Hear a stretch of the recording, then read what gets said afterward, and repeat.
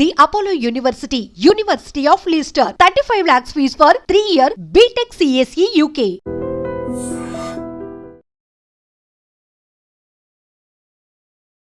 రాబోయే 4-5 రోజుల పాటు భారీ వర్షాలు ఉండబోతున్నాయి. 2 తెలుగు రాష్ట్రాలకు వెదర్ అప్డేట్ ఒకటి అందుతోంది అనేది ప్రస్తుతం బాగా సర్క్యులేట్ అవుతున్నటువంటి పరిస్థితి అయితే ఉంది.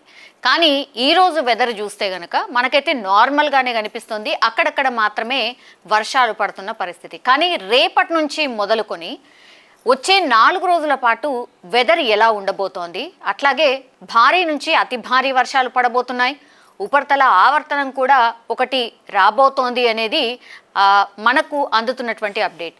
ఇందులో నిజమెంత, ఒకటి ఎన్ని సెంటీమీటర్స్ ఆఫ్ వర్షపాతం నమోదయ్యే అవకాశం ఉంది, అట్లాగే హైదరాబాద్లో చిన్న వర్షానికే రోడ్లన్నీ మునిగిపోతున్నాయి, చెరువుల లెక్క మారిపోతున్నాయి.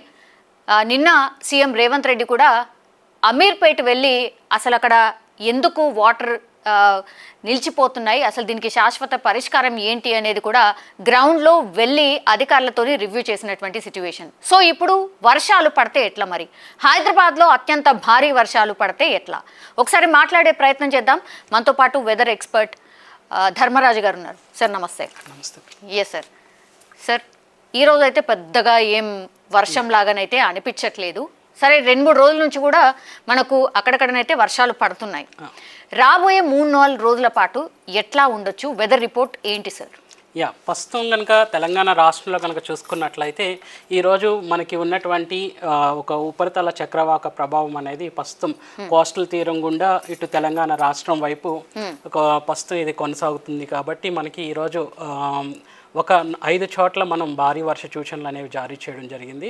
సో ఈ రోజు రేపు కూడా కొంచెం వర్ష సూచన అనేది కొన్ని జిల్లాల్లో భారీ వర్షం ఉన్నప్పటికీ కూడా రానున్న రోజుల్లో క్రమేపీ 13 నుంచి కూడా చూసుకున్నట్లయితే ఇటు పశ్చిమ మధ్య బంగాళాఖాతంలో ఏర్పడేటువంటి అల్పపీడన ప్రభావం వల్ల ఈ యొక్క వర్ష తీవ్రత అనేది క్రమేపీ పెరిగే అవకాశం అయితే కనిపిస్తుంది.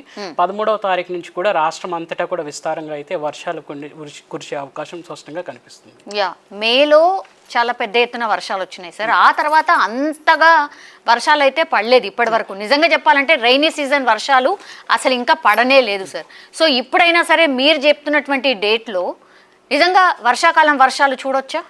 ప్రస్తుతం కనుక చూసుకున్నట్లయితే ఈ యొక్క ప్రస్తుతం తెలంగాణ రాష్ట్రం అనగానే ప్రస్తుతం ఈ యొక్క భౌగోళికంగా స్థిరత్వాన్ని కనుక చూసినట్లయితే తెలంగాణ రాష్ట్రం అన్ని రాష్ట్రాల కంటే మధ్యస్థంగా ఈ యొక్క భారతదేశ చిత్రపటంలో కేంద్రీకరించబడడం అనేది చూడొచ్చు, సెంటర్డ్ కింద ఉంటుంది. సో దీనివల్ల ఏంటంటే ఒక విధంగా మనకేంటంటే ఇటు సముద్రానికి దూరంగానే ఉంటుంది, అటు చూసుకున్నట్లయితే పర్వత శిఖరాలకు కూడా దూరంగా ఉండడం వల్ల ఒక విధంగా దక్కన్ పీఠభూమి కింద మనం కన్సిడర్ చేస్తూ ఉంటాము ఈ రాష్ట్రంలో. సో రాష్ట్రంలో మనకి ఎక్కువగా ఉష్ణ తీవ్రత కూడా అన్ని సీజన్స్లోనూ వాతావరణ పరిస్థితులు చాలా సౌకర్యంగా ఉండే అవకాశం కూడా ఎక్కువ కనిపిస్తుంది. సో దానివల్ల ఏంటంటే మనకి ఎక్కువగా ఇటు సముద్ర తీరానికి దూరంగా ఉండడం వల్ల ఒక విధంగా సీ బీజ్ కూడా తక్కువగానే ఉంటుంది. సో దానివల్ల ఒక విధంగా ఈ యొక్క నైరుతి ఋతుపవనాలు అనేవి ఈ కేరళ తీరాన్ని ఎప్పుడైతే తాకిన తర్వాత క్రమేపీ దక్షిణ భారతదేశం నుంచి ఉత్తర భారతదేశం వైపు ప్రయాణించేటప్పుడు ఇటు సుమారు చూసుకున్నట్లయితే సుమారు ఒక 38 రోజుల కాల ప్రయాణం చేసిన తర్వాత ఈ నైరుతి ఋతుపవనాలు అనేవి భారతదేశం అంతటా విస్తరించిన తర్వాత ఈ యొక్క క్రమేపీ దాని యొక్క తీవ్రతతో పాటు వర్షం అనేది భారతదేశం మొత్తం కూడా ఇస్తూ ఉంటుంది. సో మనం ఆల్మోస్ట్ ఈ యొక్క నైరుతి ఋతుపవనాల్లో ఒక మొదటి భాగాన్ని ఆల్మోస్ట్ 2 భాగాల కింద ఈ యొక్క నైరుతి ఋతుపవనాల సీజన్ కనుక డివైడ్ చేసుకుంటే మొదటి 2 నెలలు జూన్ జూలై అనగానే జూన్లో మనకి నైరుతి ఋతుపవనాలు భారతదేశం అంతా వ్యాపించడానికి పట్టే సమయం కింద తీసుకున్నట్లయితే జూలైలో ఒక విధంగా భారతదేశం అంతటా వ్యాపించిన తర్వాత ఈ యొక్క క్రమేపీ ఈ యొక్క నైరుతి ఋతుపవనాలు విస్తరించిన తర్వాత పడేటువంటి వర్షాన్ని బట్టి మనం ఎక్కువగా ఆధారపడుతూ ఉంటాం. ఎందుకంటే భారతదేశం అనగానే అగ్రిగ్రెయిన్ కంట్రీ అనేసి ఒక విధంగా చెప్తూ ఉంటాము. మ్యాక్సిమం ఎకానమీ కూడా ఈ యొక్క అగ్రికల్చర్ ప్రొడక్షన్ నుంచే మనకి ఎక్కువ వస్తుంది. కాబట్టి ఈ ఎక్కువగా దేశం ఆర్థికం అనేది కూడా ఈ యొక్క వర్షాన్ని బేస్ చేసుకుని మనకి పంటలు బాగా పండడం వల్ల మనకి ఎక్కువగా డబ్బులు కానీ ఆర్థిక వ్యవస్థ అనేది కూడా డిపెండ్ అయి ఉంటుంది. సో ఒక ప్రథమ భాగం ముగించుకునే ఒక విధంగా ద్వితీయ భాగంలో మనం ఎంటర్ అయి ఉన్నాము. సో ఆగస్టులో మనకి ఇన్ జనరల్గా చూసుకున్నట్లయితే ఎక్కువగా బ్రేక్స్ ఉంటాయి. అట్ ద సేమ్ టైం ఈ యొక్క రెయిన్ఫాల్ ఇంటెన్సిటీస్ కూడా ఎక్కువగా కనిపిస్తుంటాయి. ప్రస్తుతం కనుక చూసుకున్నట్లయితే నైరుతి ఋతుపవనాల్లో ద్రోణులు, అల్పపీడనాలు, ఒక విధంగా ఉపరితల చక్రవాకాలు ఇవన్నీ కూడా ఎప్పుడైతే చురుగ్గా ఉంటాయో అప్పుడు రాష్ట్రానికి ఎక్కువగా వర్షపాతం అనేది కూడా నమోదవుతూ ఉంటుంది. జూన్లో కనుక చూసుకున్నట్లయితే మనం ఆశించిన స్థాయిలో అయితే వర్షపాతం అనేది తెలంగాణ రాష్ట్రంలో ఒక నమోదు అవ్వలేదని చెప్పొచ్చు. ఒక విధంగా చూసుకున్నట్లయితే జూన్లో వర్షపాతం నమోదైన గణాంకాలు కనుక చూసుకున్నట్లయితే రాష్ట్రం అంతటా కూడా 26% మనకి డెఫిసిట్లోనే కనిపించింది. సో జూలైకి వచ్చేసరికి ఒక విధంగా చూసుకున్నట్లయితే మనకు వచ్చినటువంటి వర్షాల వల్ల ఒక విధంగా ఈ యొక్క 26% ఉన్నటువంటి లోటు 5% వచ్చినప్పటికీ కూడా ప్రస్తుతం కురిసిన వర్షాల వల్ల కూడా మనం ఇంకా ఒక విధంగా తెలంగాణ రాష్ట్రంలో కనుక చూసుకున్నట్లయితే 8% ఈ యొక్క వర్షపాతం లోటు అనేది కనిపిస్తుంది, తక్కువనే ఉంది. సో ఇప్పుడు పడే వర్షాలతోని ఆ డెఫిసిట్ అంతా పూర్తయిపోయి ఇప్పుడు ఏంటి సార్ అట్లీస్ట్ బ్యాలెన్స్ అవుతుందా ఎట్లా? ప్రస్తుతం కనుక చూసుకున్నట్లయితే ఇప్పుడు కురుస్తున్నటువంటి వర్షాలతో ఒక విధంగా ఏదైతే మనకి వర్షం లోటు అనేది ఉందో అది పూడుతుందని అనుకోవచ్చు. ప్రస్తుతం కనుక చూసుకున్నట్లయితే నిన్నటి వరకు హైదరాబాద్ కనుక చూసుకున్నట్లయితే సుమారు 64% డెఫిసిట్లో ఉండేది. ఇప్పుడు ఆల్మోస్ట్ మనం చూసుకున్నట్లయితే 34% కంటే కూడా అధికంగానే ఒక విధంగా సర్ప్లస్లోకి వచ్చేసాము. సో ఒక విధంగా చూసుకున్నట్లయితే కొన్ని జిల్లాల్లో కనుక చూసుకున్నట్లయితే మనకి వర్ష ప్రభావం వల్ల చాలా డెఫిసిట్ అనేది కొరత అనేది కనిపిస్తుంది. ముఖ్యంగా చూసుకున్నట్లయితే పెద్దపల్లి, అలాగే చూసుకున్నట్లయితే మనకి జయశంకర్ భూపాలపల్లి, ఇంకా చూసుకున్నట్లయితే నిర్మల్ 49% వర్షం ఇంకా లోటులోనే కనిపిస్తుంది. లోటులోనే ఉంది. మిగతా అన్ని బ్యాలెన్స్ అయినాయి సార్ కొంతవరకు. మిగిలిన జిల్లాల్లో కనుక చూసుకున్నట్లయితే 10% కంటే తక్కువగానే కొంచెం డెఫిసిట్ ఉన్నప్పటికీ కూడా ఒక విధంగా సర్ప్లస్ గానే కనిపిస్తున్నాయి. ఇప్పుడు ఈ మ్యాప్ ప్రకారం సార్ ఏ రోజు ఎట్లెట్లా ఉండేది అనేది ఈ మ్యాప్ సూచిస్తుంది. 11th రోజు మనం ఉన్నటువంటిది ఈ రోజు. సో ఓకే, ఎక్కడ పెద్దగా ఏం అనిపించట్లేనట్టుంది సార్. రేపటి నుంచి ఎట్లా ఉండొచ్చు ఒకసారి సార్? ముఖ్యంగా చూసుకున్నట్లయితే ప్రజలకు అందరికీ కూడా సులువుగా అర్థమయ్యే రీతిలో ఈ యొక్క కలర్స్ అనేవి ఇవ్వడం కూడా జరుగుతూ ఉంటుంది. ఒక విధంగా చెప్పాలి అంటే వాతావరణ సూచనలు, హెచ్చరికలు అనే కింద తీసుకోవచ్చు ఈ మ్యాప్స్ అనేవి. సో ఈ చిత్రపటంలో చూసుకున్నట్లయితే ఎక్కడైతే మనకి ముదురు రంగు కలర్స్ కనిపిస్తున్నాయో అక్కడ హెచ్చరికలు అనేవి ఎక్కువగా ఉన్నట్టు మనం చూసుకోవచ్చు. ఇక్కడ కనుక చూసుకున్నట్లయితే గ్రీన్, ఎల్లో, ఆరెంజ్, రెడ్ అనేది కనిపిస్తుంది. సో ఈ యొక్క కలర్ అనేది తీవ్రత అంటే కొంచెం డార్క్ అయ్యే కొద్దీ కూడా తీవ్రత అనేది పెరుగుతుంది అనేసి సూచించడం జరుగుతూ ఉంటుంది. సో సర్వసాధారణంగా గ్రీన్ కలర్ అనగానే మనకి వర్ష తీవ్రత అనేది 1 సెంటీమీటర్ నుంచి 6 సెంటీమీటర్ల వరకు కూడా పడే తూకాన్ని మనకి చూపిస్తూ ఉంటుంది. ఇక్కడ వచ్చేసరికి ఎల్లో కలర్ వచ్చేసరికి హెచ్చరికలు అనేవి సుమారు 7 సెంటీమీటర్ల నుంచి మనకి 11 సెంటీమీటర్ల వరకు కూడా వర్షపాతం తూకాన్ని మనకి చెప్తూ ఉంటుంది. సో చూసుకున్నట్లయితే మొదటి రోజు మనకి ఇటు ఉమ్మడి వరంగల్ జిల్లాలు, అలాగే చూసుకున్నట్లయితే ఆదిలాబాద్, కొమరంభీం జిల్లాలకు హెచ్చరికలు జారీ చేయడం జరిగింది. ఇంకా సిటీ కనుక చూసుకున్నట్లు మిగిలిన జిల్లాల్లో కనుక చూసుకున్నట్లయితే తేలికపాటి వర్ష సూచన అనేది కనిపిస్తూ ఉంటుంది. సో ప్రస్తుతం మనం చూసుకున్నట్లయితే ఇక్కడ కూడా అంతటా కూడా ఎక్కడ సిటీలో కనుక చూసుకున్నట్లయితే చిన్న చిన్న మేఘం అనేది కనిపిస్తుంది, కానీ ఇక్కడ కూడా డార్క్ కలర్ అనేది కనిపించడం లేదు. ప్రస్తుతం కనుక చూసుకున్నట్లయితే వికారాబాద్ ఈ యొక్క జిల్లాల్లో మాత్రం వర్షం మేఘకృతమైనటువంటి వాతావరణంతో పాటు ప్రస్తుతం ఇక్కడ వర్షం అనేది పడుతుంది. ప్రస్తుతానికి వర్షం కురుస్తోంది as of now. Next day sir ఇది గంటకు వస్తుంది సార్ ఈ అప్డేట్ ఎట్లా?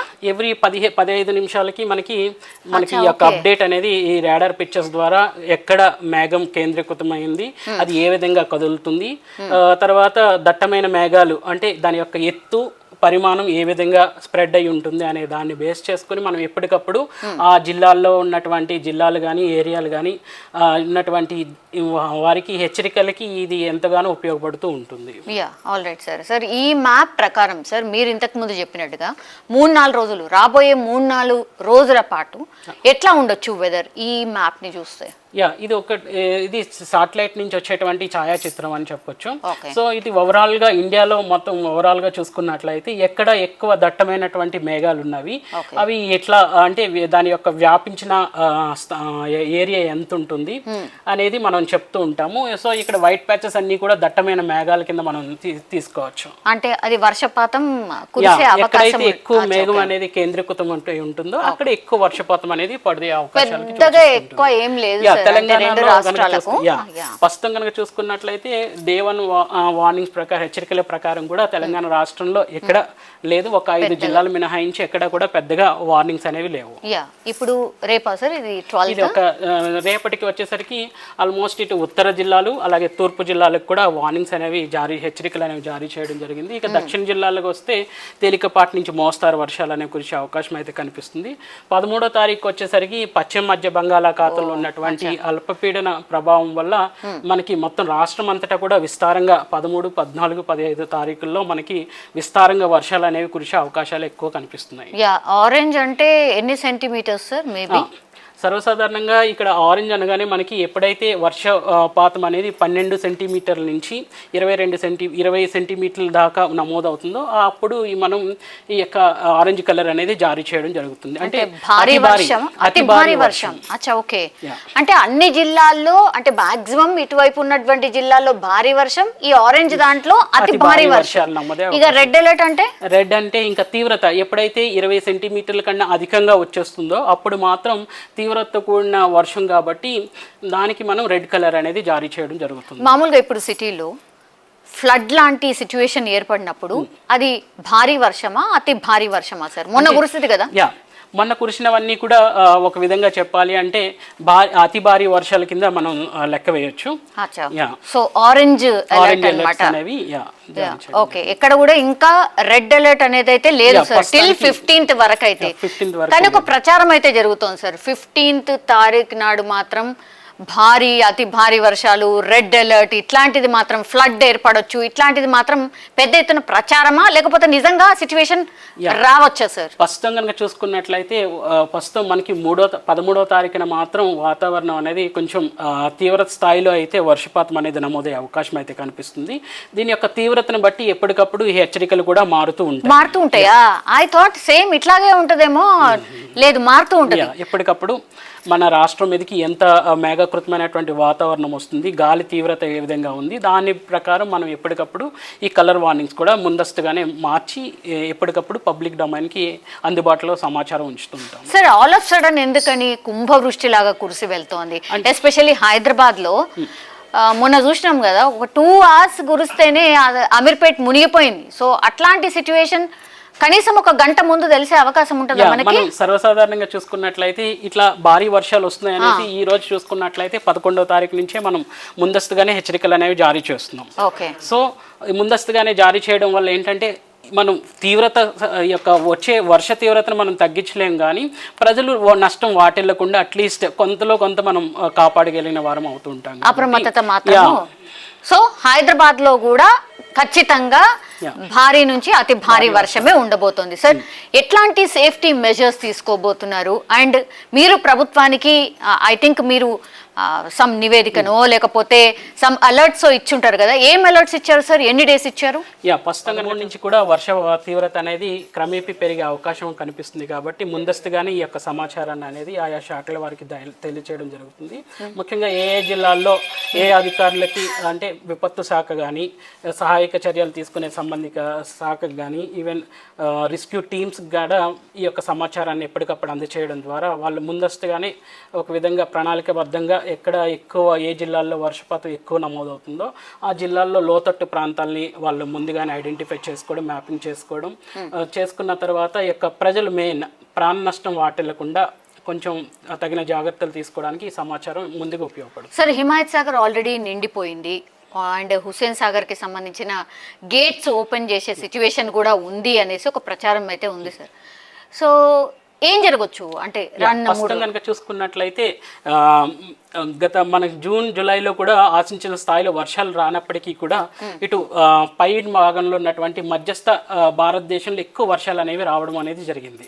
సో అక్కడి నుంచి వచ్చేటువంటి జలాలు ఏవైతే ఉన్నాయో రాష్ట్రం మీద కూడా ఇటు కృష్ణా జలాలకు కానీ ఇటు గోదావరి జలాలకు కూడా అటు నుంచి వచ్చేటువంటి నదుల అనుసంధానంతున్నటువంటి నీరు అనేది రావడం వల్ల ఇట్లాగే ఇప్పుడు కురుస్తున్నటువంటి వర్షాల వల్ల కూడా అధిక స్థాయిలో మనకి వర్షము నీరు అనేది ఈ యొక్క డామ్స్ లోకి చేరే అవకాశాలు ఉంటాయి. సాగర్ డ్యామ్ కూడా ఐ థింక్ గేట్స్ ఓపెన్ చేసినట్టున్నారు సార్. ఎక్కడ ఎట్లాంటి సిచ్యువేషన్ రావచ్చు సార్? డ్యామ్స్ దగ్గర కూడా కావచ్చు. ముఖ్యంగా అదే చెప్తున్నాం, ముఖ్యంగా ఈ యొక్క హెచ్చరికలు అనేవి ఒక విధంగా వాళ్ళకి ఏంటంటే ఎక్కడైతే మనకి పురాతనమైనటువంటి శిథిలావస్థలో ఉన్నటువంటి బిల్డింగ్స్ ఉన్నాయి, తర్వాతే కొంచెం విధంగా చెప్పాలి అంటే రైతులకు కానీ ఇంకా చూసుకున్నట్లయితే ఇటు పవర్ సెక్టార్స్ కానీ ఈ డామ్స్ కానీ ఎప్పటికప్పుడు హెచ్చరికలు అనేవి రైతాంగానికి, ఇటు సెంట్రల్ వాటర్ కమిషన్ కూడా మేము హెచ్చరికలు అనేవి ఎప్పటికప్పుడు ఈ యొక్క హెచ్చరికలు జారీ చేయడం జరుగుతుంది. కాకపోతే వాళ్ళకి వచ్చేసరికి ఈ డామ్స్కి రిలేటెడ్ ఉన్నటువంటి గోదావరికి అనుసంధానమైనటువంటి నదుల గురించి వాళ్ళకి సమాచారం చేయడం జరుగుతుంటుంది. Yeah, all right sir. So రానున్న 2-3 డేస్ ఓవరాల్గా ఎట్లాంటి సిచ్యువేషన్ ఉండొచ్చు సార్? ఎంత అప్రమత్తంగా ఉండాలి ప్రజలకు ఒక్కసారి సార్? యా, ముఖ్యంగా చూసుకున్నట్లయితే 11-12 తారీఖుల్లో మనకి ఈ రాష్ట్రంలో కనుక చూసుకున్నట్లయితే తేలికపాటి నుంచి మోస్తారు వర్షాలు కురుస్తాయి. అక్కడక్కడ కొన్ని జిల్లాల్లో మాత్రం భారీ వర్షాలకి ఛాన్స్ ఉంది కాబట్టి ఆ యొక్క జిల్లాలకు మాత్రం ఎల్లో హెచ్చరికలు అనేవి జారీ చేయడం జరిగింది. 13వ తారీఖు నుంచి వర్ష తీవ్రత అనేది క్రమేపీ పెరిగే అవకాశం అయితే కనిపిస్తుంది. ముఖ్యంగా పశ్చిమ బంగాళాఖాతంలో ఏర్పడినటువంటి అల్పపీడనం ఏదైతే ఉందో అది తీవ్ర స్థాయిలో ఉంటే మాత్రం మనకి ఎక్కువ తీవ్రతతో కూడినటువంటి వర్షం కూడా ఉండే అవకాశం అయితే కనిపిస్తుంది. ప్రస్తుతం కనుక చూసుకున్నట్లయితే కొన్ని జిల్లాలకు ఎల్లో హెచ్చరికలు, కొన్ని జిల్లాలకు ఆరెంజ్ హెచ్చరికలు కూడా జారీ చేయడం జరిగింది.